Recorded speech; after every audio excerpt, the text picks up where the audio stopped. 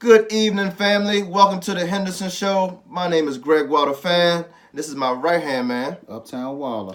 You know how we do. We are here to recap the Wizards versus the Brooklyn Nets tonight. We had a great opportunity to win 4 games in a row. We had a home game. It was fan night. We wore our black new district jerseys. So you knew we were going to get that win, right? You knew we was going to walk away with that W. You knew we were going to dominate. Had Phil Chenier in the house tonight. Oh, Phil. We miss you, Phil. Yeah. Kara Lawson. Much respect. I love your commentary, but I miss my man Phil, man. I grew up with Phil. We grew up with Phil, bro. Yes, we did. Come on back to us. At least give us a couple games this year. All right, let's recap this game, y'all. It's very disappointing. I'm very upset right now. I got on my high horse. We won 3 games in a row. I was starting to get big-chested. I wore my Wall shirt today. But we got crushed by the Nets, man. We lost 115 to 104. Pretty much got dominated ever since the second quarter on. It was a 2-point lead at halftime. Third quarter, we got outscored by 10, and really, the Nets never looked back. They were up by almost 17 points through the third quarter, and it was just garbage minutes there in the fourth. What can I say? Let's start with our head of the snake, our Wall star, John Wall. Didn't have a good game tonight, John. 6 for 19 from the field, 1 for 5 from three-point range, a lot of turnovers, another technical foul, crying about no calls. Just wasn't a good game from you. And to make matters worse, you let D'Angelo Russell, the outcast from L.A., the snitch. Right, the snitch. Outscore you, right?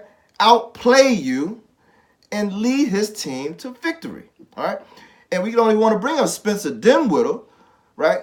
Punched in 23 points. Combined, I think him and Russell combined for 48. The first time this year, they both scored over 20 points. So how did we become chicken soup? We were talking about chicken soup with Cleveland, last game with Cleveland. Now we're chicken soup for Brooklyn, right? They come to us, and now they're having their best games of the year. And these two guys had 48 points. Beal and Wall had 36. Do the math. I'm not a mathematician, but I think we lost by 11. And Spencer Dinwiddie and D'Angelo Russell outscored our 2 All-Stars, our 2 best players, by 12. So didn't really give ourselves a great chance to win the night. And then when you talk about the other starters, Porter, once again, subpar night, not double figures. I think he scored 8 points, didn't hit a single 3. I believe Markieff Morris, another subpar night, had 4 points. So these 2 starters combined for 12 points. Okay, we should be getting more than 12 points a game from each of these guys. Exactly. They combined for 12, which is really a losing formula for us, and we lost. Let's talk about the bench. We had a couple bench. Well, one bench performance. Who did good off the bench tonight? Well, I know by halftime we were outscored by the other team's bench 35-13. That's bad. So I mean, hey, didn't do it so well to me. The only person I'm happy about off the bench is Oubre. And the box score showed it. I mean, he scored a good amount of points, and he had a few stops. Oubre had a bad game against Cleveland, but he bounced back tonight. And see, that's the sign of a true pro, when you can have a bad game and bounce back. All right. Yeah. Oubre was stealing the ball, breakaway dunks, hitting threes, being aggressive. He shot the most free throws for us tonight. So all around game, kudos to Wade Poppy, man. We appreciate what you do. Gosh, we got to re-sign this boy next year. Yeah, I agree. All right, so we talked about 4 of our starters, right, who all underachieved tonight. But we have one starter who did not, Dwight Howard. Yes, good job, homie. 25 points, 17 rebounds. I mean, when's the last time we had a player get those numbers? John Wall, maybe? Maybe. 17 rebounds? Oh, never that. Maybe assists. Right. It's been a long time. I think Martian Gortat might have got that maybe very early in his Wizards career. Who? Martian Gortat. Maybe once or twice. Get a Polish Hammer some credit. All right. Shout out Gortat. He was my man, too. Hey, good game, Dwight. For those of you that have been watching Dwight since he's been with us, he's made a major impact. We can't deny it. We were 1-6. Before Howard came back from his injury, and we've been 4-4 with him. So that's a good sign that he's making a positive impact on the team. But it's not really going to make a difference if we don't get the other 4 starters and our bench players to contribute in a major way. I want to talk about a big disappointment off the bench. Okay. Austin Rivers. So, yesterday after the Cleveland game, I was watching the press conferences and the interviews at the locker room. They interviewed Austin Rivers, and for those who don't know Austin, he loves to talk. He got his own podcast. Hey, much respect to you, man. It's a good show.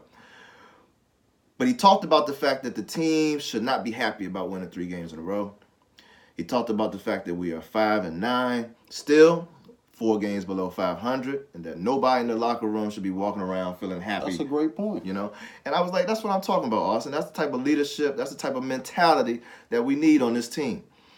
Guess how many points he scored tonight? Donut. What? Dunkin' Donuts. Nothing, man. What was he? 0 for 4? 0 for 4, 0 for 3. 0 for something. 13 minutes. 0 for all something. O's, man. Nothing. Zeros. That's disrespectful, man. You cannot preach about complacency and how we need to step our game up despite the fact that we won a few games in a row and come out and lay a major egg, man. Yeah, it ain't major even egg. Easter, man. Maybe you should go play with your dad again. He might can help you. Oh, Doc. I don't know what to say, Austin. We brought you here to be a big-time scorer off the bench. To give us 0 against the Brooklyn Nets is really uncalled for, and it's just a recipe for disaster. And that's underachiever, man. That's what you asked me. It's Yeah. underachieving.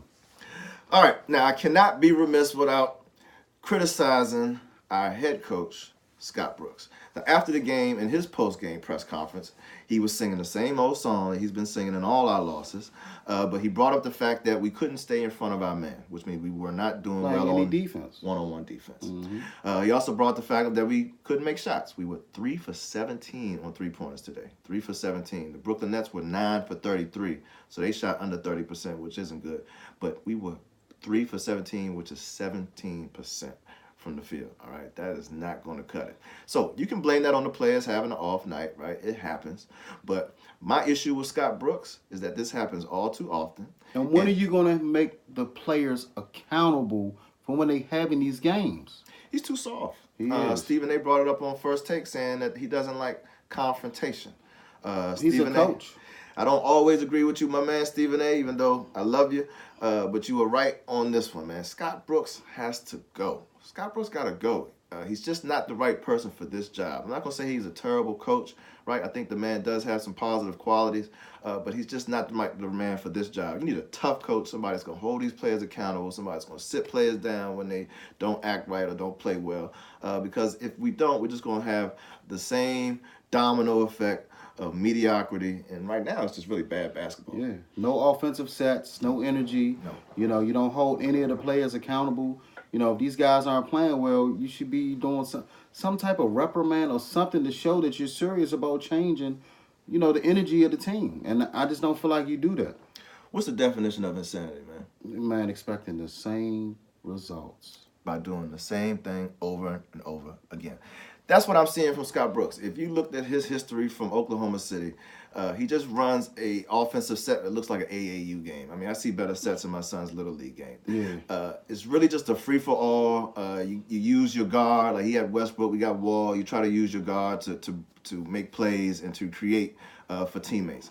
But that's not good basketball. It's not organized basketball. It's not sustainable, right? And if you need a big play at the end of the game, you can't just let your point guard dribble for 14 seconds and try to find somebody and hope for the best. You need to be calling a set. Yes. You know, when you look at all the great coaches, you look at Popovich, you know, D'Antoni, Yes. you see them, if they come out of a timeout, they have a play set up. That's right. When you watch us, man. It's a wish and a prayer. Yeah. Like you can almost see the play about to collapse before it even happens. But I guess that's just us being Wizard fans. I mean, it's just frustrating, man. It's Yeah. just frustrating. Glad we wound out that game tonight. Oh, no. They had to send our fans home sad on fan night. And that's really sad. Phil, I'm sorry I threw you, man, but I had to throw something, bro. Oh, man. I mean, you know, we wore our black jerseys for the first night, and now we're ready to burn them because we got burned by the Brooklyn Nets. All right, so let's look ahead, right? We know we lost tonight. We're now 5-10. We've now lost twice as many games as we've lost. This is not the start that we envisioned, especially with the addition of Dwight Howard and the addition to the bench with Jeff Green and Austin Rivers. I mean, this team should have great chemistry. We've been playing together for about 5 or 6 years now, especially Wall and Beal and Sato, and now Oubre's been with the team 3 or 4 years. Like, we should have some continuity. Like, we should have an identity, right? Teams around the league that are good have an identity. Memphis, grind time. You know they're going to rebound. You know they're going to play defense. Golden State, you know how they're going to play. They're going to pass the ball. They're going to shoot threes. What is our identity? We don't have one. You know what? We do. What? Bad basketball. It's like It ain't even fun. Turnovers, low percentage shooting, terrible defense. Do you guys know at some point this year we were 30th in the league in defensive efficiency, to the point where Scott Brooks wrote it on the whiteboard in the locker room to try to Motivate? and get these players, light a fire under the players. But you know what? When he wrote that on the board, just imagine how he felt writing that on the board. 30th team. I mean, you got to look yourself in the mirror, Scott Brooks, because that reflects on you as a coach. And take some responsibility, man. You know, you get out of these losses with these post-game interviews, and man, I don't see anger. I don't see frustration. I see somebody that look like you want to abandon ship, to be honest with you. I see someone really that looks like, to me, they gave up a little bit, you know. And, you know, I hope that's not the case, but we have to do something to change. The team we have now isn't going to be successful this season. Doesn't look like it. And the numbers definitely tell us that we're in trouble right now. So we're on a homestand right now. And we're getting ready to play some really tough games at home and on the road. So let's just break down this season into months, okay? So the first month of the season, of course, is October. We went 1-6, okay? Our first game of the November, we got back to Dwight Howard against the Oklahoma City. We lost, but he had a great game. It was a good sign of things to come. And we turned some things around. After that game, we got some wins. And look, 4-4 in November. Now, 500 isn't great, but it's a far better record than 1-6. Oh, yeah. Okay? For the next 7 games in November, we got some tough opponents, y'all. We start out with Portland, who's going to want revenge. Mm-hmm. So we mentioned the 1-6 in October. The one win we got was against the Portland Trailblazers. Yep. It was a 1-point victory that we won in the final seconds.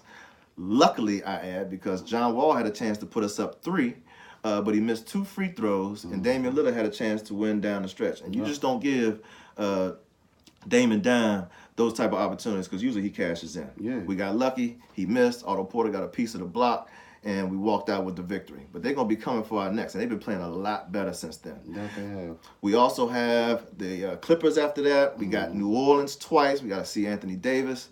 We got to see Toronto and Kawhi Leonard. We lost to them without Leonard early in the year, so seeing them with Leonard doesn't look good.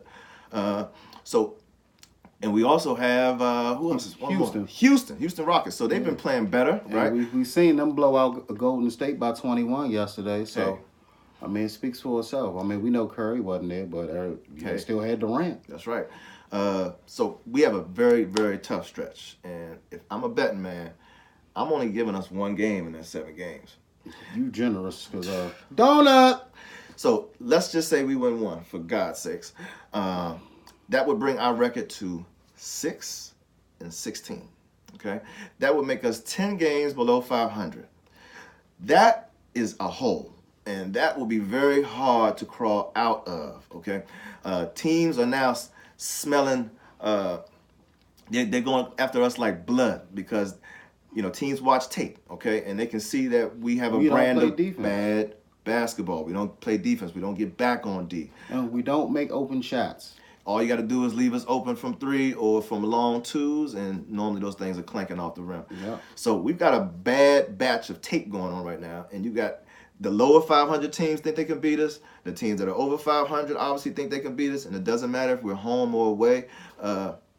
We are really on an uphill climb. And so if we end the month of November 6-16, change is going to have to come. Change is going to have to come. So this leads us to our question of the day. Please chime in, because we want to hear from you. Is it time to blow it up? Like, really, is it time to just dismantle the team, Try to trade Wall for whatever we can get for him. We know the contract's bad, but whatever. He still has some value. Trade Bradley Beal, who probably has the most favorable contract on the team. Plus, he's the youngest, right? He has the most upside. Otto Porter, impossible contract to get rid of, but you could probably get rid of him if you take on another bad contract. Should we just blow this thing up? Because obviously it's not working. It's not working. Blow it up. I hate to keep getting frustrated watching these games. I hate for you to keep getting frustrated watching these games. We hate for it because I'm tired of throwing Phil around the room. That's right. And Grumsfield, I mean, this is a bad product, man. It starts from the top, and our GM and our owner are really not putting us in the best situation to be successful. I mean, giving Scott Brooks $7 million a year. I mean, Dwayne Casey was coach of the year last year. Even though he got fired, he was coach of the year. Led Toronto to the best record in the Eastern Conference. And got fired. He's making $3 million a year, y'all. Mm-hmm. $3 million. Yeah, where are we getting $7 million from for Scott Brooks, who hasn't done anything? All right. Second question, right? Carmelo Anthony has just been released by the Houston Rockets. Didn't work out in OKC. He's also our native son, right up the street in Baltimore, right? We love you, Carmelo. Do you think we should bring him to DC? Should we give him a shot here? No. I mean, he's already a part of us. He don't play defense, and he haven't been shooting good lately. Yeah. So, what, just give him free money? That's what we do in D.C. anyway. We get all the big-name players at the end of their career on their last leg, and then we pay them. And then what do? They disassemble right in our face. That's right. I mean, I'm just being real. Like, what do we need them for? I'm going to be honest with you, Uptown Waller. I kind of want Carmelo only because Otto Porter is so bad. I'm just thinking about plugging him in maybe as the starter, maybe plugging in Oubre and bringing Carmelo off the bench. Anything is better than what we're getting from Otto right now. Anything is getting better. I think you don't remember Melo's last game in Houston. He was shooting bricks like me. I'm just being real, man. He's a Hall of Famer, man. He's a Hall of Famer. He looked horrible. SportsCenter had fun editing all the bricks he shot in that last game. So, sorry. I think it's because what happened with you and Lala, man. You ain't never been right since then. Shit, I wouldn't be right either. Shout out to Power, though. Shout out to Power. Oh, yeah. Waiting on the next season. All right. Last but not least, I don't know if you guys heard,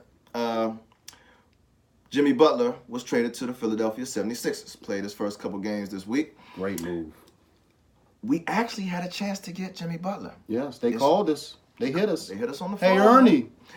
They asked for Bradley Beal, and we told them that Bradley Beal was off limits and to kick rocks. And you know what? At the time, I said, no, I'm not giving up Bradley Beal. He's a better shooter, and he's younger, and he's got more upside. But you know what?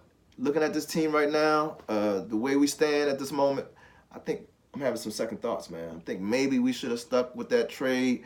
We bring in Jimmy Butler, who's a two-way player, who brings that attitude, right? He could play with 4 bench players and still be some starters like he did against the Minnesota in practice. Man, don't do it. Look, and then what's going to happen? He goes in the locker room, he complains. You're already dealing with a team that don't play defense and that's lazy. What happens if you bring the energy here and he gets frustrated with the players we have?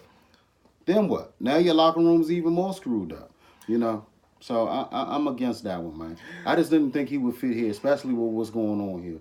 Yeah, well, I know you don't like cancers in the locker room, but, there's some cancer growing in our locker room already. It's like they smoking Newports in there, man. I mean, they're already bickering. Yeah. They're already calling players out. Yeah. You just see a team that doesn't look like they enjoy playing with each other. I mean, Dwight Howard, bless his heart, he's the only one smiling out there. I think one of the biggest things he's brought to our team is just a positive energy because he's just a big, goofy dude. Yeah, we need that right now because our players walking around like they got something stole from them, man. And we need some positive energy. We need some new players. We need something. Help. We need a new GM. Something, man. Yeah, we need everything, man. But we know what we need.